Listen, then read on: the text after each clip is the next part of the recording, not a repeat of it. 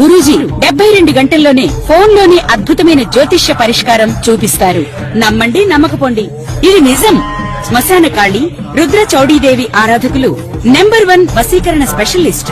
గురూజీ మనిషి పుట్టుక నుండి చనిపోయే వరకు వచ్చే అన్ని క్లిష్టమైన సమస్యలకు పరిష్కారం ఇక్కడ లభిస్తుంది. విద్య, ఉద్యోగం, వ్యవహారం, స్త్రీ ప్రేమ, పెళ్లి, సంతానం, స్త్రీ పురుష వశీకరణం, భూవశం, భార్యాభర్తల కలహాలు, కోర్టు సమస్యలు, విడాకుల సమస్యలు, చేతబడి, అప్పుల బాధ, ఇంకా మీకు ఎలాంటి సమస్యలు ఉన్నా 72 గంటల్లోనే శాశ్వత పరిష్కారం చేయబడును. శ్రీగురుభ్యో నమః. హరి ఓం. శ్రీ మహాగణాధిపతయే నమః. శ్రీ మహాసరస్వత్యై నమః. శ్రీగురుభ్యో నమః.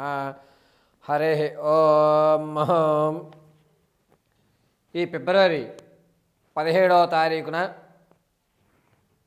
గ్రహణము అనేటువంటిది మన భారతదేశంలో ఎక్కడా కూడా కనిపించడం లేదు. ఎటువంటి నియమ నిష్ఠలు పాటించవలసిన అవసరము లేదు. ప్రసార మాధ్యమాల్లో వచ్చేటువంటి ఎటువంటి అవాస్తవాల్ని కూడా నమ్మకండి. మేషం మొదలుకొని మీనరాశి వరకు కూడా ఈ అమావాస్యలో మంగళవారం రోజు గ్రహణం పడుతోంది. ఆ దానాలు చేయండి, ఈ దానాలు చేయండి అనేటువంటివి వస్తుంటే కనుక వాటిని నమ్మవద్దు. 17వ తారీఖు బహుళ అమావాస్య మంగళవారం రోజున పంచగ్రహ కూటమి ఏర్పడుతోంది. అంటే 5 గ్రహాలు ఏకస్థలంలోకి విచ్చేస్తున్నాయి. ఈ యొక్క పంచగ్రహ కూటమి ప్రభావం అంతా కూడాను మార్చి 1వ తారీఖు వరకు కూడా ఉంటుంది. అయితే ఈ అమావాస్య నుంచి ప్రారంభం చేసుకుని మార్చి 1వ తారీఖు వరకు కూడా మేషం నుంచి మొదలు పెట్టుకుని మీనరాశి వరకు వారి ఆలోచన విధానం మారుతుంది.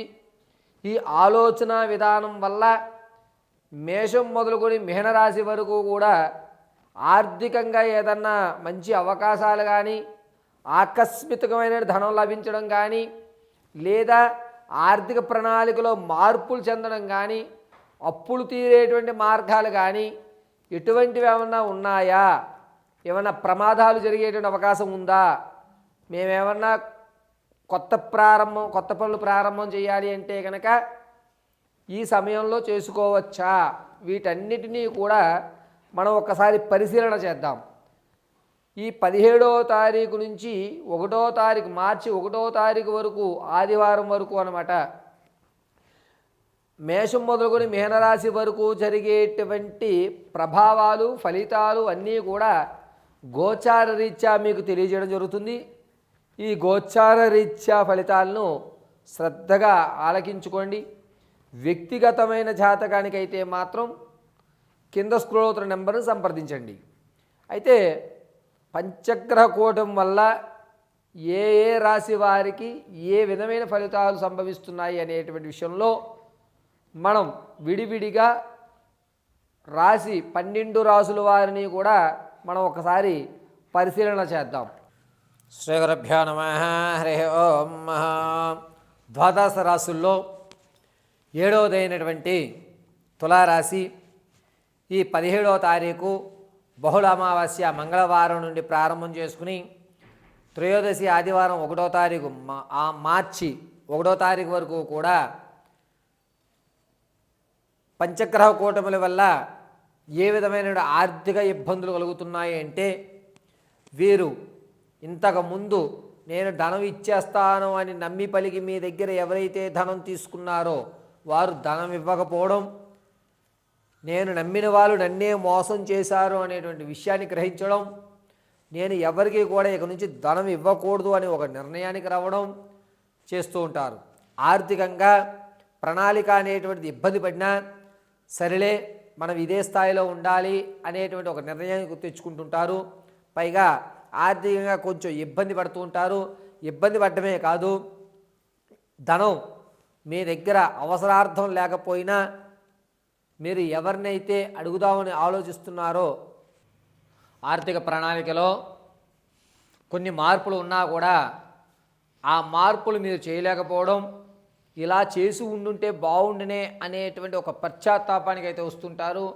కానీ డబ్బు విషయంలో మాత్రం తులారాశి వారు మీరు వేసుకున్నటువంటి అంచనా ఏదైతే ఉందో ఆ అంచనా దగ్గర వరకు వెళ్తారు. కానీ చిన్న తప్పిదం వల్ల మీ అంచనాలన్నీ కూడా తారుమారైపోయేటువంటి అవకాశమే ఎక్కువగా గోచరిస్తోంది.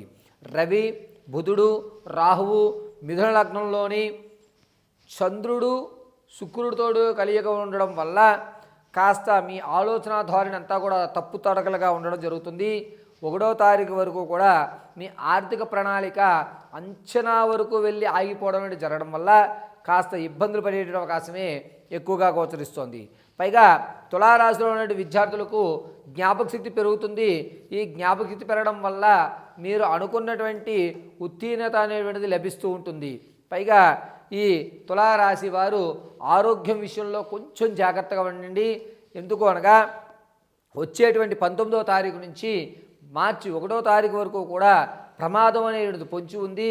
ఈ ప్రమాదము ముఖ్యంగా ఎముక భాగానికి సంబంధించినటువంటి ప్రమాదం జరిగేటువంటి అవకాశాలే ఎక్కువగా గోచరిస్తున్నాయి. కాబట్టి ప్రయాణాలు చేసేటప్పుడు చాలా జాగ్రత్తగా ఉండండి. ఒక వారం రోజులో లేదా ఒక 10 రోజులు కానీ మంచం వరకు ఉండిపోయేటువంటి అవకాశమే, ప్రమాదం జరిగితే కనుక కాస్త ఎక్కువగా జరిగేటువంటి అవకాశమే గోచరిస్తుంది. కావున తులారాశి వారు ప్రయాణాలు చేస్తున్నప్పుడు చాలా జాగ్రత్తగా ఉండడము. ఈ తులారాశి వారు 17వ తారీఖు అమావాస్య మంగళవారం నుంచి ప్రారంభం చేసుకుని 1వ తారీఖు ఆదివారం త్రయోదశి వరకు కూడా ప్రతిరోజు కూడాను ఆవదంతో శివాలయంలో దీపారాధన చేయడం చాలా మంచిది. దీనివల్ల మీకు జరిగేటువంటి ప్రమాదం పక్కకి వెళ్ళడం, మీరు వేసేటువంటి ఆర్థిక ప్రణాళిక ఖచ్చితమైన స్థాయిలోకి రావడం, మీకంటూ ఒక ప్రశాంతమైనటువంటి జీవితం ఏర్పడడం ఖచ్చితంగా జరుగుతుంది. కాబట్టి ఈ తులారాశి వారు 17వ తారీఖు నుంచి 1వ తారీఖు వరకు కూడా ఎంత కుదిరితే అంతవరకు శివారాధన గావించండి. ప్రతిరోజు కూడా భస్మాన్ని మాత్రం అడ్డంగా ధరించండి. కుదిరితే ప్రతిరోజు సాయం సంధ్య వేళ చండీ ప్రదక్షిణ శివాలయంలో చేయండి. అద్భుతమైన ఫలితాలు చూస్తారు. అంతేకాకుండా ఈ తులారాశి వారికి 17వ తారీఖు నుంచి 1వ తారీఖు వరకు కూడా ఆర్థికపరమైనటువంటి ఇబ్బందులు అటు ఇటుగా జరుగుతూ మొత్తం మీదకి సరేలే కాలం గట్టెక్కేస్తోంది కదా, ఇబ్బంది ఏం లేదు అని ఒక చిన్న మాట అనుకోవడం, ధనం విషయంలో కొంచెం జాగ్రత్త వహించడం అనేది జరుగుతూ ఉంటుంది. ఈ తులారాశి వారు 17వ తారీఖు నుంచి 1వ తారీఖు వరకు కూడా కొత్త స్నేహితులు ఏర్పడడం, వారి వల్ల ఉన్నటువంటి ఆర్థిక స్థితి కొంచెం తక్కువ అవ్వడం జరుగుతూ ఉంటుంది. నేను ఇతనితో స్నేహం చేయడం వల్ల అనవసరంగా నా ఖర్చులు పెరుగుతున్నాయని ఆ కొత్త స్నేహితులను కూడా మీరు దూరం పెట్టేటువంటి అవకాశం ఏర్పడుతుంది. కుటుంబంలో కాస్త ఆర్థికమైనటువంటి అవకతవకలు జరుగుతున్నాయి. ఆ అవకతవకల వల్ల మీ మీద నీలాపనిందలు జరుగుతున్నాయి. ఆ నీలాపనింద వల్ల మీరు ఇంట్లోంచి కొన్ని రోజులు బయటికి వచ్చి జీవించాలి అనేటువంటి నిర్ణయాన్ని తీసుకుంటారు. మీకంటూ ఒక సపరేట్గా ఒక వ్యవస్థ కావాలి అని ఎక్కువ శాతం ఆలోచిస్తుంటారు. ధనం ఇవ్వాలి కాబట్టి రేపైనా సంపాదించాలని ఒక నిర్ణయానికి వస్తారు. కానీ మీరు ఎంతసేపు అయితే బయట ఇండివిజువల్గా ఉందామని మీరు అనుకుంటున్నారో దానికి భిన్నంగా కలిసి ఉండేటువంటి అవకాశమే లభిస్తుంది.